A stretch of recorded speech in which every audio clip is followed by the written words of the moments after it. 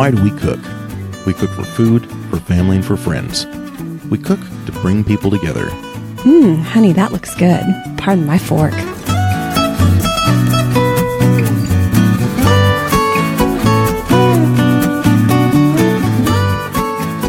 Hello and welcome to Pardon My Fork. This is Andy. With me, as always, is the lovely Corey Ann. How are you doing? I'm good. Good evening, everyone. Really, really good week that we've had. We've cooked up some really amazing stuff. Oh, yeah. Been eating on a roast chicken and a roast duck all week. Man, that duck is just, it is out of this world. Duck has become one of my new favorite proteins. I'm just realizing this. Well, they are our duck and our chicken that we raised this year, and they turned out really, really well.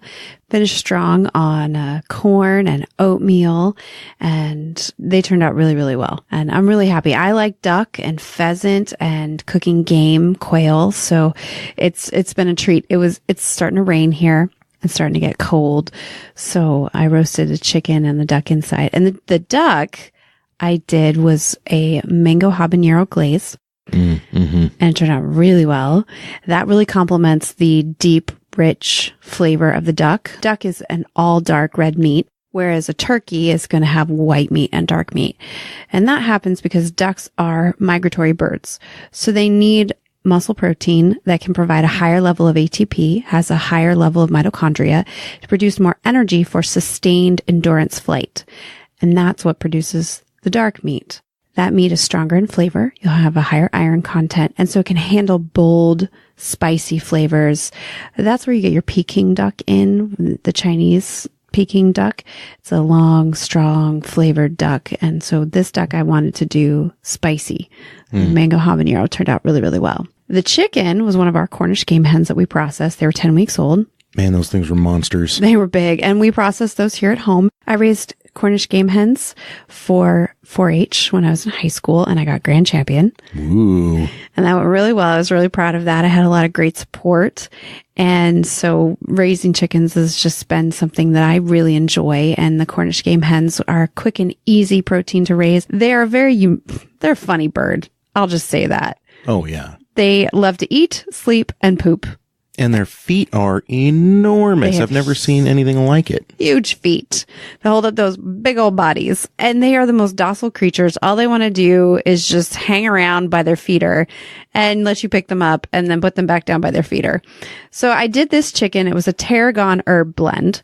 And I rubbed them with paprika. We like things spicy. So there was red chili powder, tarragon, salt and pepper. And it was great. It smelled so good. I could taste that tarragon too. Yeah. You know, as I've been eating on it this week, I've had a few moments where I've thought, what is that spice that I'm tasting? There's just this kind of extra depth of flavor, and it's been really, really good. We poured I guess you'd call it like the au jus or whatever, the liquid in the bottom of the pan over the pieces. I call it the good juju. Hashtag juju. The spicy schmaltiness. Yeah. You gotta have the good juju. Anybody out there that's Jewish, you gotta have the schmaltz when you make chicken and chicken soup. Yeah, but this just turned into such a good little sauce. I mean, it was so good to drizzle over the chicken. It's delicious. Yeah, it was parsley and tarragon in there. I want to do an herbs de Provence chicken. I wasn't quite in the mood to go full French, so I just did tarragon, and that was fun. And the other thing that I've been making, on Facebook, I posted pictures of my roasted tomatoes. Yes. Oh my goodness. That was so good. So I wanted to make a really hearty fall soup. So I did roasted tomatoes.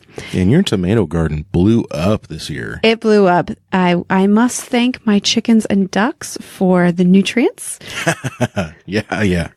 The good little treats from the coop.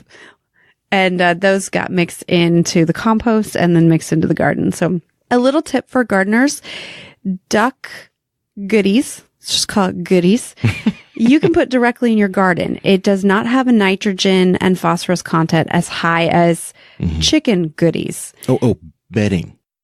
Bedding. There you go. Call it bedding. The duck bedding you can put directly into your garden. So if you've got chickens, I'll just say take the leap, get the ducks, get the kiddie pool and the bedding. is a really good thing that you can put into your garden mid-season to help fertilize and bring those tomatoes to a bright and ruby fruition. Our blueberries loved it. Our fig tree loved it. The apples loved it. Everything that we put that duck bedding on just exploded. It does really well. So the cabbages got it too. So I made this. Oh yeah, those monster cabbages that you grew. They're as big as your head. Yeah. So I had some of the smoked meatballs in the freezer. And I picked a couple cabbages, chopped them up. I had the roasted tomato sauce. And then we save the bones from most everything that we smoke and grill. And so we had ribs, and we had the shoulder blade, the scapula from a pork shoulder, and we had the bones from a chicken that we had smoked. Mm-hmm. So it was a bone broth that I made in our pressure pot. That was a chicken rib, pork shoulder broth. And so it had that good smoky richness. And so I mixed the chicken broth in with the tomato sauce and...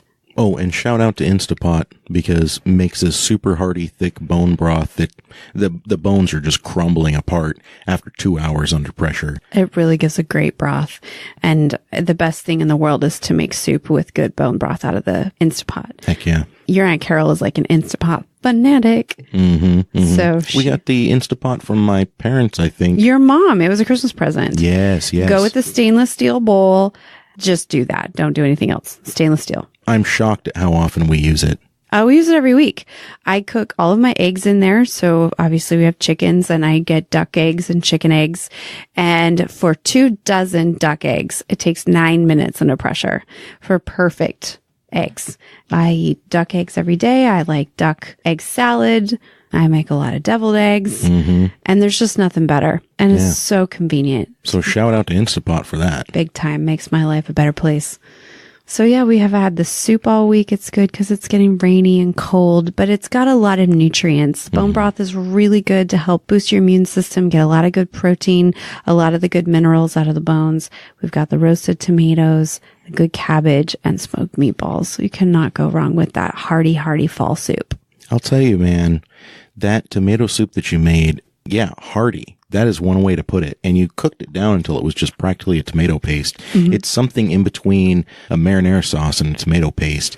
And we found out recently that putting that on top of our eggs is the best thing in the world. Piece of toast, buttered, fried egg on the top, and then go ahead and just ladle some of that thick. It's not even tomato soup. I mean, it's literally a tomato sauce, but just ladle it over the top. Oh my gosh. So good. And I will say the charred roasted tomatoes give a really good flavor that complements the farm fresh eggs and really complements the bacon. Mm-hmm. Yeah, I'm with you. I'm 100% with you. Well, speaking of roasting things, I got a chance to talk to Kevin Sandridge of BBQ Beat, the podcast, and love this guy. His stuff is really, really good. I honestly try to emulate a lot of my content after him because his show is really good.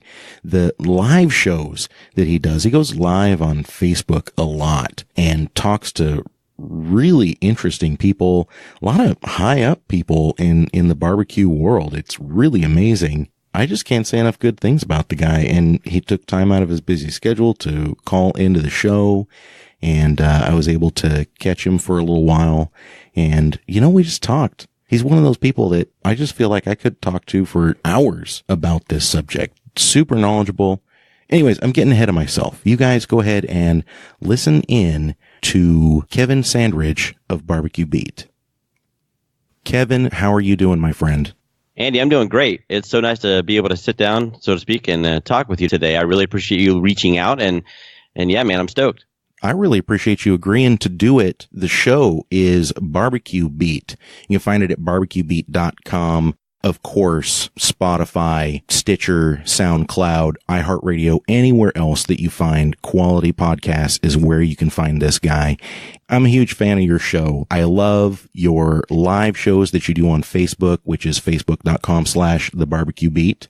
You just get the best guests on your show. I'm constantly impressed. I appreciate it, man. When I started the podcast in general, the goal was to just as you kind of put it, I mean, I guess I'm a kind of fanboy for barbecue myself, and just reach out to people who I find interesting and try to make sure that I can learn as much about them as possible. And via the podcast and the Facebook Live stuff, it's just another way to let other people tag along for that informational journey, really. And you're in a good location for it. You're down in Florida, right? Yeah, Central Florida. I live in the town of Winter Haven, once famed for Cypress Gardens. It's kind of like the internationally known home of water skiing for the most part. It is now the home of Legoland, Florida, literally like 2 miles from my house. So got that going on for us. But right in the middle of the peninsula between Tampa and Orlando, we're right about an hour and 20 minutes each way, give or take, given traffic. But yeah, that's where we are. So Eastern time zone, it does kind of work to my advantage at times. So yeah, that's a lucky spot, I suppose. Are you guys braving the weather okay right now? Yeah, we lucked out this whole hurricane season, actually. And by typical calendar date, I think we're looking at maybe come November, it kind of dies down. We've gotten minimal damage of any kind or any kind of really, hard stuff coming right through the middle. I mean, Florida's not extremely wide as a state, the peninsula portion, but it does provide a pretty good buffer against a lot of stuff that people on the coast have to deal with. And unfortunately, the poor folks in the Panhandle area, New Orleans, Alabama, and obviously the folks out in Houston, this last go around, they always tend to take the brunt of it. So we've been thankfully very fortunate. Good. I'm glad to hear that. I don't want to see any photos on Facebook of the damaged smokers. You know what I mean? You start by saying that's a thing that can be easily replaced, but A, like you said, it's just going to bring a tear to the eye. But B, smokers actually have been playing an extremely prominent role in disaster recovery with the Operation Barbecue Rescue folks. I mean, those guys, obr.org, I want to say, I believe the website is, and they, are you familiar with them at all? I am. We'll put up a link to them on boostboostbbq.com. Awesome. Yeah, so definitely do. And just, it's amazing what they do. And everyone listening right now, if you've got an extra, literally like $5 something, shoot it their way, because they're going to use it right directly for buns and styrofoam containers and things to use to give people who are in dire straits a nice hot meal. And barbecue really brings out the warm fuzzies, I think, in a lot of people, and that community sort of convivial atmosphere is super important for people who are in, dire physical and maybe emotional straits through disaster. So it's awesome. It's so true, because if you go to a barbecue competition, you'll notice that the competitors are handing ribs back and forth to each other and handing wings back and forth to each other. And of course, we're all getting together and having drinks at the end too. And so it's a very communal thing. Even though it's a competition, barbecue just tends to bring people together. There's just something about it. I guess that's why they call it home style, is because it just makes you feel like you're home. Yeah, even in cases when I think there are barbecue restaurants out there, for instance, who have sort of taken it up to another level. I think it's like Q39 up in Kansas City and some other places who, they're using like nice tablecloths and actual silverware and porcelain or ceramic plates. Not your typical barbecue joint sort of accoutrement, if you will, but it's still, just because of the food and like you said, the family style service or the home style vibe that it gives off. You can dress it up, but you can't really. You can take the barbecue out of the fancy or fancy out of the barbecue, but you can't do it the other way around. And that was going to work. And I tried it, and it sounded way better in my head than it did when I uttered it. But I think you get the point. We absolutely get the point. And I'll do one further. I think that having the full service and the regular dishes and the nice tablecloths and blah, blah, blah, I think it does a disservice to the barbecue, if I'm honest. It's nothing against those guys. I'm sure they're very nice people, and I'm sure they make a very quality product. However, I feel like barbecue always tastes better when you're eating it off of a paper plate, especially if you're standing around talking to people that you like being around, or you're standing around a fire pit, that just seems like it's when barbecue tastes absolutely the best. Yeah, I would agree with that. You're doing the hunch over the bar there, kind of like making sure you get as much of that barbecue in your mouth and as little of it maybe on your shirt. That's pretty awesome. And like you said, being around a nice group of people that you enjoy spending time with, obviously having a few delicious adult beverages of your choosing, and just rolling up those sleeves and spending good quality time with good quality people. That's what it's all about. That's what I'm talking about, man. Well, hey, getting back to your show. Yeah.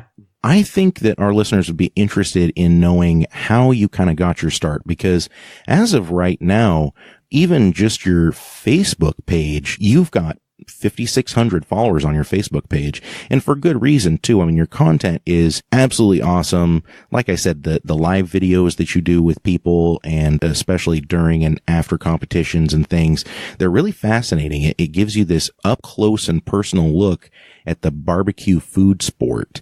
And I'm really interested in knowing just how you kind of started down this journey.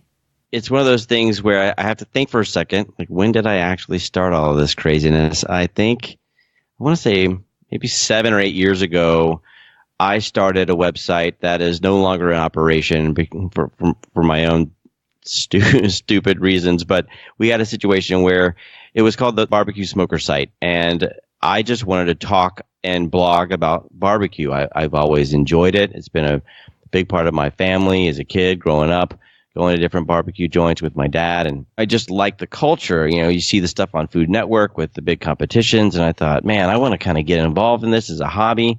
So I just reached out to, at the time, folks in the Florida Barbecue Association down here. It's FBABBQ.com if you guys want to check that out. They had about the same, about 30 competitions a year, give or take. And I thought, well, that's where I want to be. And for a while, it was tough to kind of get one of those judging class seats. So I would just show up and I would, get to know some of the teams. And I'm not exactly shy by nature. So I just walk up to people and introduce myself. And everyone was really open. And I also put some stuff out to Facebook. And Chad Ward of Whiskey Bent Barbecue was really the first barbecue team. And at the time, he and Jared and the other guys with Whiskey Bent Barbecue were operating at the backyard division. So the amateur side of competition barbecue versus the pro division. And in truth, by the way, people ask about that all the time. The only real difference is that you're cooking against maybe a higher caliber competition on the pro side, and it's like $100 and some odd more to enter. But you have a chance to win. You have a chance to win money. So a lot of guys don't even mess with the backyard. They just take their lumps in the pro and rock on and get better over time. But I digress. Just getting into the conversation with Chad, I showed up at a barbecue competition he and Whiskey Bent were cooking at in Bartow, Florida. And turns out they needed another team to go pro to get the 25 team limit to qualify for like the Jack and the American Royal and so on and so forth. And after Chad had been really gracious about just sort of taking me under his wing and showing me the trailer and what they do and how they do it, he heard that and just they stepped up, man. And I'll be darned if they didn't walk the stage a couple times at that competition at the pro level. So it was a really cool sort of initial foray for me into what was going on. I just kind of kept showing up and hanging out with those guys. And, eventually he went off to found Whiskey Bent Barbecue Supply. And if you don't know, those of you listening, he's now the marketing director for Traeger Grill. So he's made quite a journey on his own right. But slowly and surely getting to know people, writing about their successes, kind of being a news outlet. The first website was what it was. Anyone operating a website, I'll just public service announcement, promote organically if possible. You can boost posts on Facebook and stuff to kind of get some more notoriety. If they're blocking the number of people you can kind of get your stuff out to, sometimes that happens. But I hooked up with a service that said they were going to help boost my stuff for me socially and otherwise. And they ended up spamming a lot of message boards and stuff. And Google promptly and fiercely let me know that was not what it wanted to see. And my site literally disappeared. Ooh. It could be found nowhere on the internet. I mean, gone. 20 pages deep and I'm still not finding my stuff. And I'm just like, it was a dark day. It was bad. And so I spent some time just putting everything on the back burner, decided I needed to get something back started again, and I wanted to make it more comprehensive. So I went with the barbecue beat, like in the news beat, right? Mm-hmm. And sort of said, okay, I'm going to report all that's awesome about barbecue and grilling in general. And it can range from competition barbecue to literal backyard at home grilling, gas, electric. I'm not going to be a barbecue snob and say I'm only going to talk about offset cookers with wood logs and so on and so forth. I'll talk about pellet grills, whatever is interesting and out there for people to learn about. So that's kind of where I started rolling, and slowly and surely have generated an okay following. I'm definitely not the biggest out there by any means. And there are people, the first that comes to mind as far as sharing barbecue knowledge out there and legitimate skills would be, of course, Malcolm Reed with How to Barbecue Right. I mean, he just does amazing video content. I share his stuff out as much as possible. Meathead with AmazingRibs.com, another just must visit website for resources and information. I just try to make sure that I'm trying to hang with those guys quality level, and make sure I'm providing a service and a value to people that's worth something, worth the time they're graciously giving me to look at what I'm putting out there. Right. I 100% get what you're saying. And I will tell you, you are doing exactly that. So good on you there. But yeah, it's amazing to me that in this day and age where you can pay for as many clicks as you want, it still is the organic audience that you develop over time that's going to give you the most feedback and be the most rewarding. Yeah, that's the key.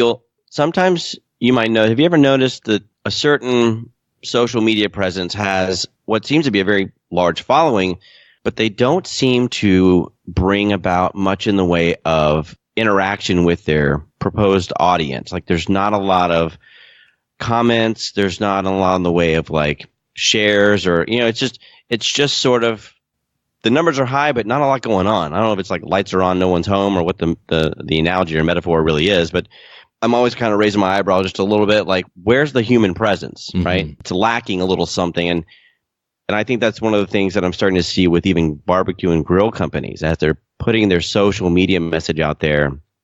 The ones who are winning, in my opinion, are the ones who are making a concerted effort to put out, yes, they're nice, fancy, high-end produced videos and social media images, but really give their end users a platform by which to showcase what they're doing with said product, right? Comes to mind right off the bat is RecTech. They're really good about that.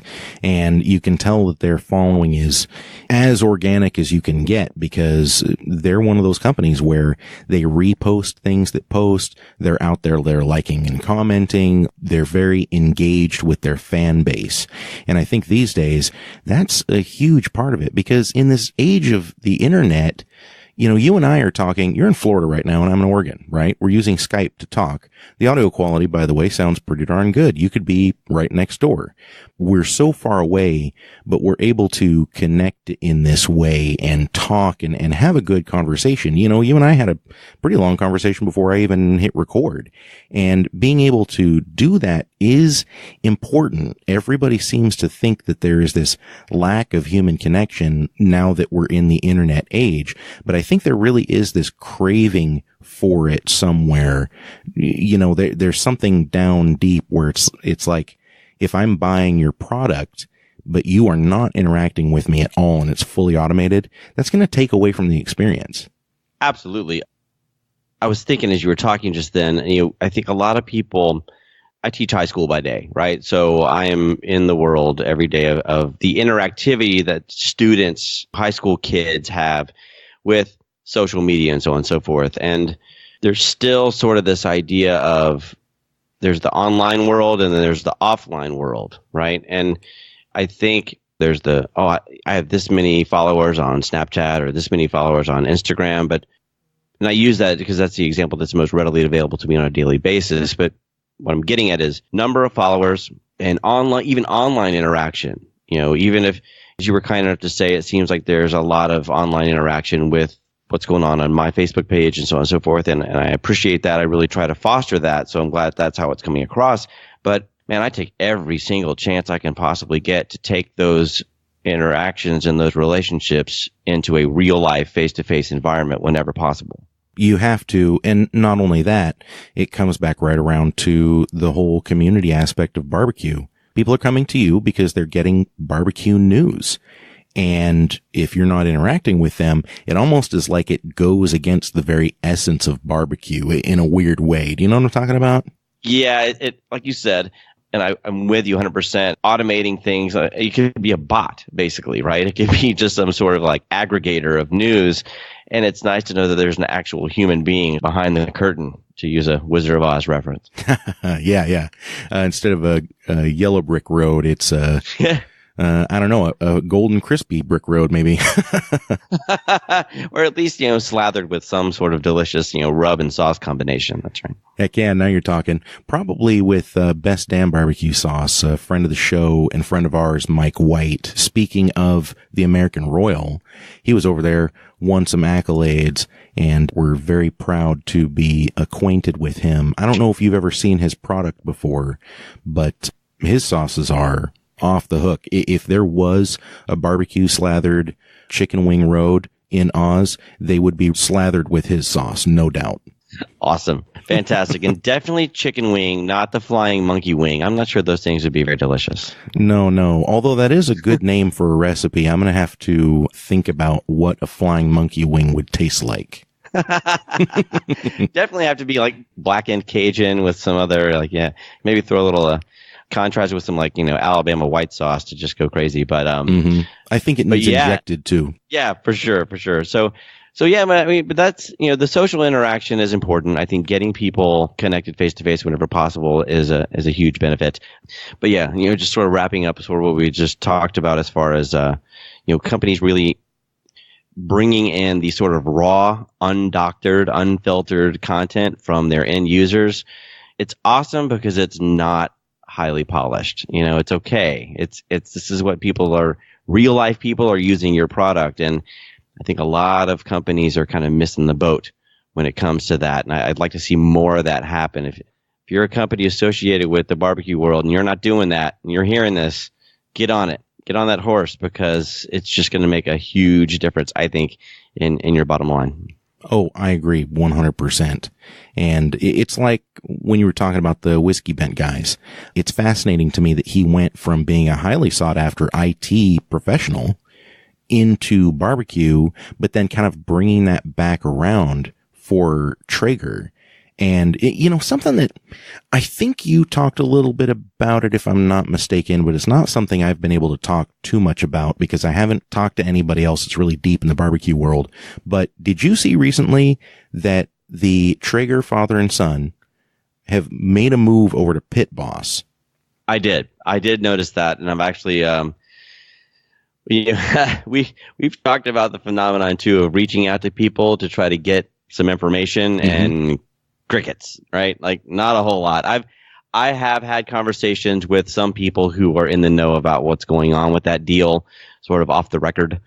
Nothing I can really put out there, but I did notice it. I think a lot of people did, but it'll be interesting to me to see how that plays out. As far as I knew, the Traeger, it's just you and me talking. I have no bona fide verified information here, everyone. I'm just spitballing here, but it seems that the venture capital folks and the folks behind formerly Skull Candy bought the Traeger name, right, and ran with the company and made it what it is today, which is huge.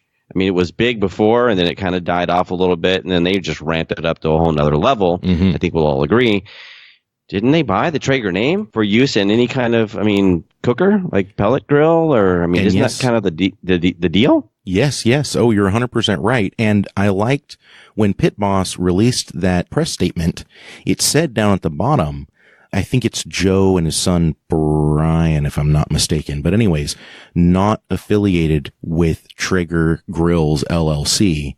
And I was just like, wow, what is going on, man? But wild. But it's still the Traeger name. I don't know how you can get around the fact that you get the barn in the background with Traeger. It's Traeger. I know it's their family name, and you can't keep someone from saying, "Hey, I'm Joe Traeger," right? But yeah, but if he's doing product development for Pit Boss, it doesn't necessarily have to be called Traeger. It could just be his style grill. True, but I guess in my mind, you're shopping out the Traeger name as an influencing aspect. You're going to mention it in your marketing material, aren't you? You're going to put it out there. It's not like you mention it once and then somewhere in the dark caves of this pellet grill company, there's Joe Traeger working back there under cover of night.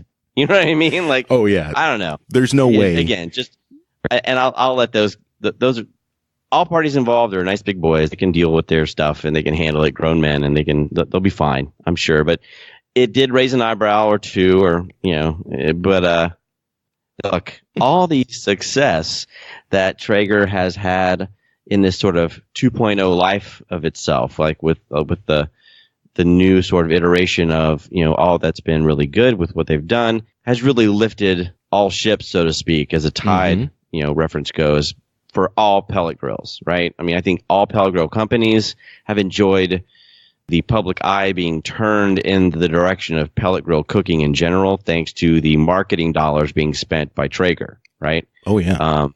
So, and hey, man, like, different strokes for different folks. Chris Prieto of Prime Barbecue out of North Carolina, he did a cookbook project with Southern Living. And in that book, he's got some recipes that are legit old school style barbecue. He grew up in Texas, and then now he's in North Carolina, and you don't get much more bona fide than that on the beef and pork side of things. But he's got some crockpot recipes in there. He's got some other kinds of ways of preparing barbecue for people who maybe they have nostalgia for the way like they used to be able to have it as a kid, but now they live in a situation where they can't have a big pit and do it that way, but they still want those flavors, right?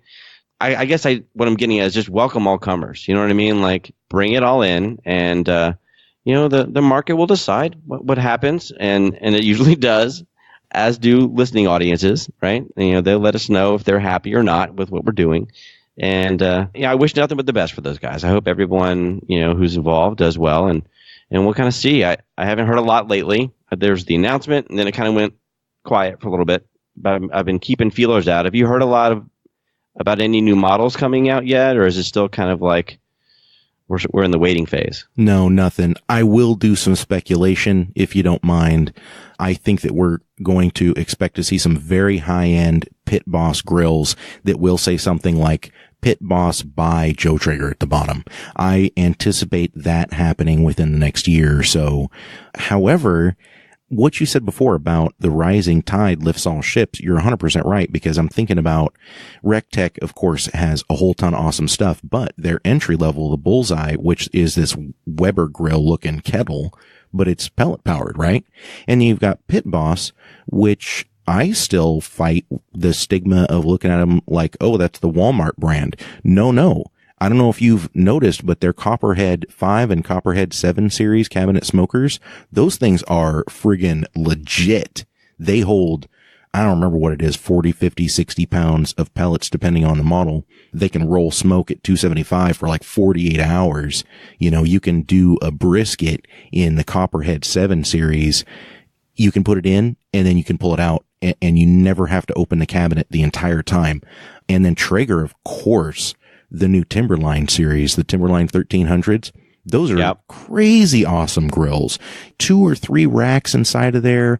They're taller. They're bigger. They've got better airflow. The convective action inside of the main chamber is so much better than it ever has been. It's just, there's this whole new generation of pellet grills that are coming out.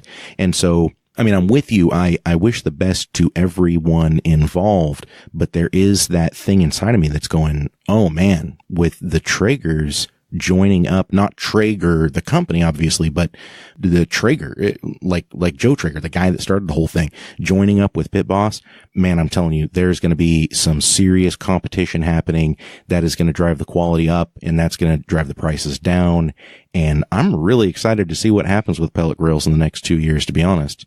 Yeah, for sure. And since we're throwing out sort of names of different grill manufacturers, it's interesting to see what's happened in the world of direct sales versus like dealership / big box store kind of stuff. I mean, you mentioned Pit Boss in Walmart.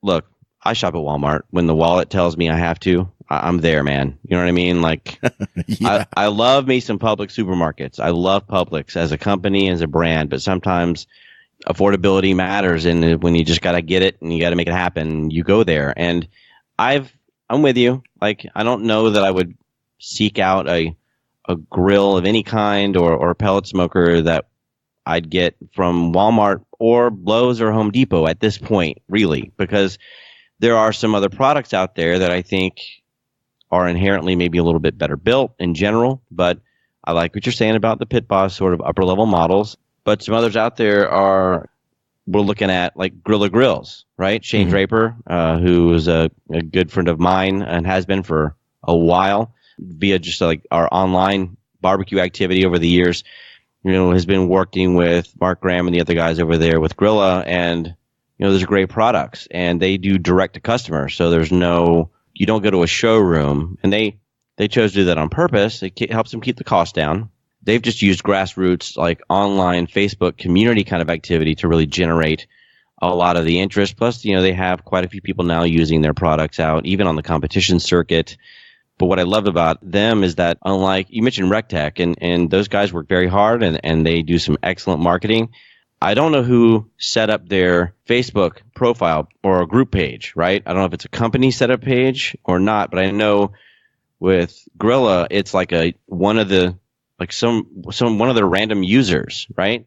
Set up the page. Oh yeah, and the company has just decided to adopt it as their main vehicle for communicating with their customers. Grilla has zero ownership of what gets like deleted or removed or gets just there, right? Because it's not their baby. It's like they're communicating via that channel, but that's pretty ballsy, man. I mean, that's, you know what I mean? Like you're putting the recognition and the interaction, the main channel for your brand in the hands of some end users. And I think that was on purpose. Like, I think they made the decision to let that happen, but rather than set their own channel up.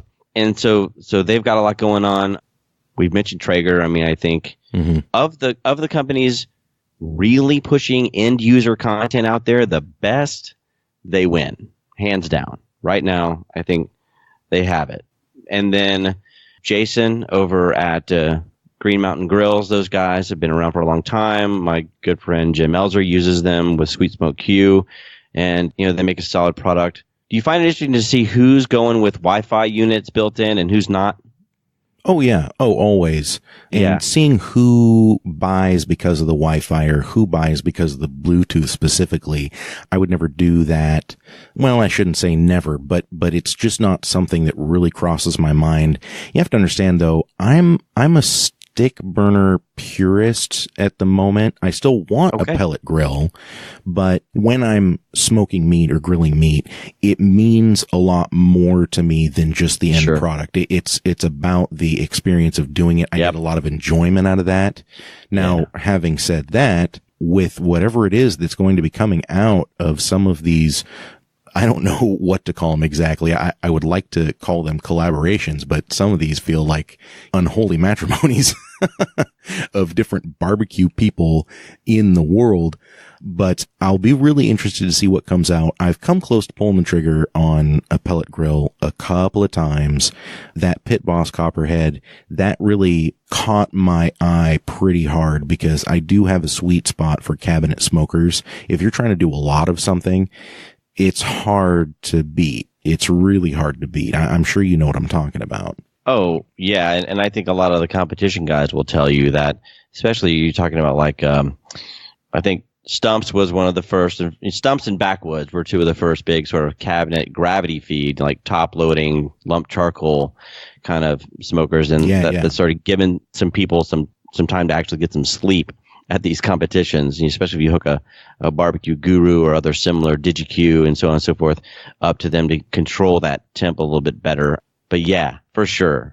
You've got Deep South smokers with Randall Bowman and those guys doing great stuff. Well, and I think the Myron Mixon smokers are kind of along the same way because once you get that initial fire going, and they're a water smoker, so they just look like a big cabinet, but they do have a huge firebox underneath where you just fill the thing full of logs. And as long as you can control the airflow and it continues to ignite those logs that you put on top, that thing will run for 12 hours. You just stuff it absolutely full of all your oak and everything, and then just get the dampers shut down to whatever level you want. Although maybe I'm mixing that up with a different one because I know that those are considered hot smokers. They're water smokers, but they're hot smokers. So I think your fuel consumption's a little bit higher with those. But I'll tell you what, going back to the grassroots marketing approach, the PK grills have really surprised me recently. I don't remember hearing a whole lot about them a couple of years ago. Apparently they've been around for a while, but I've been seeing a lot since more. Since the 50s. Right. Yeah. But for some reason, I've just been seeing a lot more of them. And I saw a couple of competitions happen here recently where guys were using the PK grills. And that was kind of new to me. I was like, well, where'd this company come from? Where have they been? Yeah, they are huge on the Steak Cook-Off Association circuit, the SEA guys, Brett Galloway and company. You go to the Steak Cook-Off Association website. They're a huge sponsorship part of that for PK Grills. They've got their logo on there. A lot of guys love them because they're super portable. They're cast aluminum. You don't get much more durable than that. And I think there's a nostalgic element to them for some of the folks who may be in the baby boomer stage because they remember maybe that's what their dad was cooking on. It's one of those deals where, though, that they really are a favorite. I would argue of the maybe you got some between maybe Weber kettles and the PK grills predominantly at any given Steak Cook-Off Association event right now. So yeah, they're super popular. Wow. Okay. All right. I'm just behind the curve then. Cause again, I only saw them. I don't really follow the Steak Cook-Off all that much, to be perfectly honest, but I do follow the barbecue competitions a little more. And I noticed a couple of guys winning with those, doing the long smoke.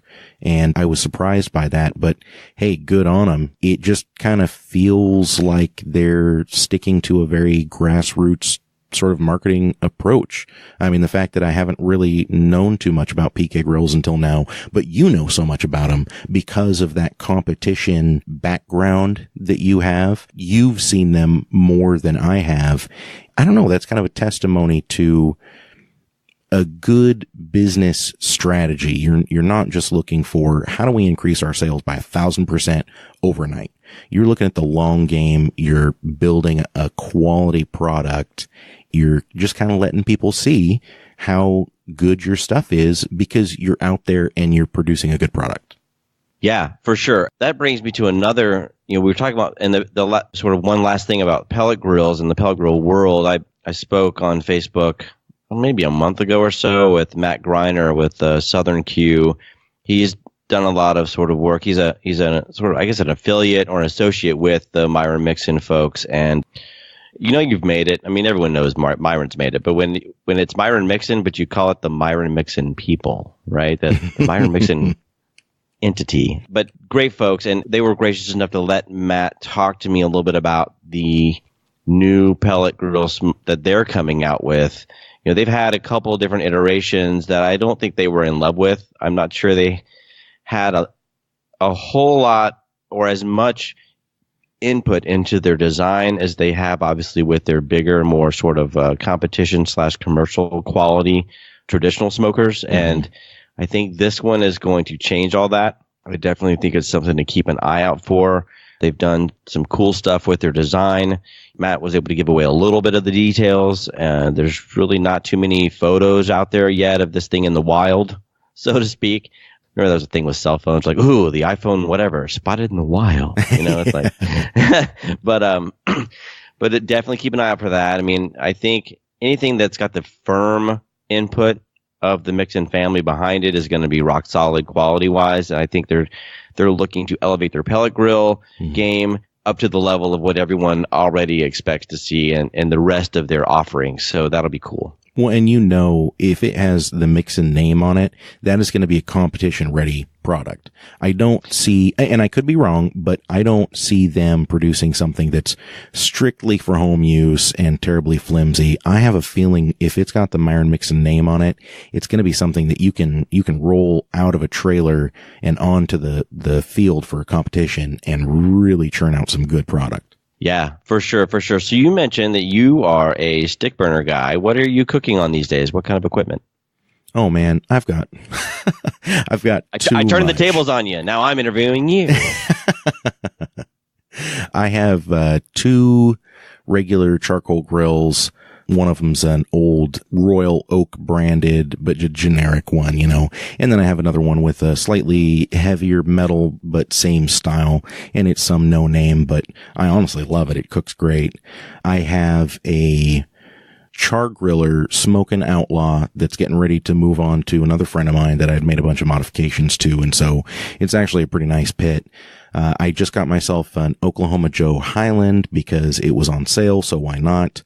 I just got an Acorn Junior, and then I also have a trailer barbecue that's about 3/4 of the way finished. It's kind of my winter project, but when it's done, it's going to be a 24 by 48 cook chamber reverse flow on one side, and then like a 30 by 50 Santa Maria grill on the other side. And that's pretty much where I'm at. I know I have a problem. No, that's awesome. I mean, man, you hit it. As soon as I heard the word Santa Maria, I was like, my ears perked up, because I've actually been playing around with the good folks at Hasty Bake. I don't know if you're familiar with Hasty Bake grills. If you're not, I've had some people say, you mean like that little thing that kids use like back in the 80s to make little brownies and stuff with a light bulb? I'm like, no. That's not Hasty Bake. That's Easy Bake. It's different. Hasty Bake's been around since like the mid 40s. They make a super great quality product. That thing will last forever. And it's a rectangular, shaped cooker with the front handle that lifts up. So you're looking at the long end of the rectangle sort of in front of you, side to side, going left to right. And then, you go around to the one of the short sides on the right hand side and open up the door, and you pull out the charcoal tray, right? You load it up and push that back in, and then on the other side, the left hand side, there's a crank, and that crank raises and lowers that charcoal basket inside the cooker. Yeah, now you're talking to your desire. So, like that was the first.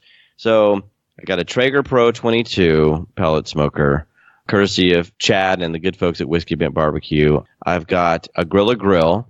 Okay, again, got to shout out to my boy Shane Draper. And then I've got this Hasty Bake. And they just contacted me, hey, would you be interested in trying out one of our smokers? I said, absolutely, I would. And it's like my first big boy toy, right? It's all charcoal, right? No electricity. And I had to, figure some stuff out. But the one thing about talking to so many people who know what the heck they're doing is that it kind of gave me a leg up, similar to what I tell people who are looking to start competing, whether it's Steak Cook-Off Association, KCBS, whatever. Go judge for like a year, right? Like figure out what's happening with the flavor profiles and all that kind of stuff. That's great Talk advice. with the cook teams. Really get, huge benefit. So now, yeah, man, like the good folks at Midland Meat Company in Midland, Texas, they sent some, let's see, what was it, a tri-tip and a few ribeyes, and it's Wagyu cross beef. And I'm telling you, man, this tri-tip looked like a meat candy cane. Like the fat striations were running through that thing, and you swear if you look at it online, it's been photoshopped because it's like unreal. But that Hasty Bake did them up right. It was awesome. That's awesome. Hey, you need to point us towards some photos and video of what you do. Yeah, for sure. Right now, you know what I mean? It's my camera points out so much that I need to actually up my game as far as recording the things I'm doing myself at home. But still, the Instagram channel, the Facebook channel, for the most part, those are the venues as far as what people can see I'm up to. And I will make a concerted effort to try to improve that as we move forward here. I got to catch up on everything I'm doing to try to showcase other peeps, just as you're doing with this podcast and others. But isn't it funny how we forget, oh yeah, we do stuff too. Yeah. Yeah. My wife is always telling me, hey, did you get a photo of that? Like that turned out really well. Did you get a picture of that? And half the time I do and half the time I don't. Yeah, but I've eaten half of it. Yeah, exactly. Yeah. I posted some photos. This has been months ago, but I posted some photos of this beautiful chicken with one of the wings torn off. And a few people mentioned on my Facebook, like, what happened to that chicken? And my only valid response was, I got hungry. Right. It was just too good. I'm sorry. I could wait. Yeah. I'm not used to letting other people into my world. I'm very selfish with my barbecue. Like I cook for me, for my family, for my friends. And when it's ready, it's ready and I want to dive into it. I don't want to be taking all these photos while the thing's cooling down. That's right. That's right. But there's no shortage of just amazing barbecue and grilling photos out there. Am I right? I mean, there's some cool stuff. Oh, yeah. Yeah. I mean, that doesn't mean that, we can't contribute a little bit of our own. I know. But but they're so good, man. It's like, okay, I gotta make sure my lighting is okay. I feel all self-conscious, like, oh man, that's not a good shot. Let's take this one or what have you. But yeah, I think let's make an agreement here on this podcast episode that we're both going to try to improve in that particular area, and we'll keep each other honest. Amen, brother. I'm a weekend day away from setting up a little area that's very specific in my kitchen where all I do with it is just set food there to take photos of it. I Awesome. know I need to do that. It's what's going to kind of get me to where I can take my regular photos of things, because otherwise, like I said, I'm plopping it down on the table and just saying, hey, everybody, let's eat. That's right. That's right. Hey, Kevin, thanks so much for talking to me, my friend. The podcast is BBQ Beat. You can find it at barbecuebeat.com. Check out his live videos that he's doing at facebook.com/thebarbecuebeat. Again, thanks so much. I've had a great time talking to you. Andy, my great pleasure, man. Thank you so much. We will talk to you soon. Oh, and we will see you in Orange Beach. Yeah, that's going to be awesome, man. I can't wait. Yeah, I can't wait. Thanks, buddy. All right, bye-bye. What a super good guy. I really enjoyed talking to him. I look forward to having him on the show again in the future. And I look forward to seeing him in Orange Beach. Yeah, he's going to be there at the World Food Championship. It's really exciting. Mm-hmm. Yeah. It's going to be his first time. It's going to be our first time. Probably we're both just going to be wandering around flabbergasted at all of the things going on. I'm so excited. I just cannot wait to go. Coming from the Pacific Northwest, November, it's cold and rainy. I'm looking forward to going to Orange Beach, Alabama in November. I think it's going to be great. We're going to meet people that are really excited about food and bringing new things to the food scene, all the barbecue competitions. I want to watch the bacon cook-off. I'm excited about that. And the nice thing about a competition like that is that it's just like we were talking about. It's very community oriented. Everyone's cooking food. They want to share their food. You're eating and you're having a good time. And it doesn't matter if you're introverted or extroverted. You're among all of these people who are cooking the best food that they can and they want to share it. Barbecue is about bringing people together. It's about finding commonality. It's about finding the places that we can connect on so that we can make each other happy. Make the world a better place. I really think that's so important. That's something I always try to bring when people come over for barbecue or dinner. Or come, bring yourself, be happy, enjoy, fill up. Repairing the cracks in the world with delicious food. And ribs. And ribs. And maybe some sticky mashed potatoes. Garlic mashed potatoes. Goes good with everything. Yeah, now you're talking. I still want to make a barbecue sundae for you guys at some point. Ooh, yes. Very excited. All the layers. Mm-hmm. It's like a parfait, but smoky. I keep talking about doing it, but I haven't done it yet. I need to just get some big solo cup sized cups that are clear. And that way I can do my layers, of mashed potatoes, coleslaw, pulled pork, mashed potatoes, coleslaw. I don't know, maybe more pulled pork, but definitely thinking there needs to be a pork rib stuck in the top. Like that's sure, there's a cherry tomato on the top for your cherry. I get that. But there needs to be like a pork rib looking like a straw sticking out of it. That's awesome.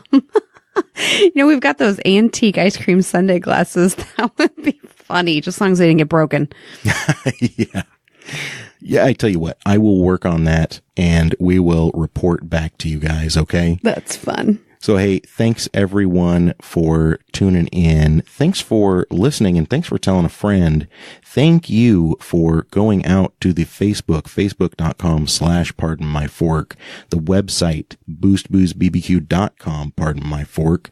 Throwing a like and a share our way. We appreciate that and we rely on that. Corianne, thank you so much for being here. I'm happy to be here. Everyone send us some love. This is Andy for Corianne, and we will see you next time.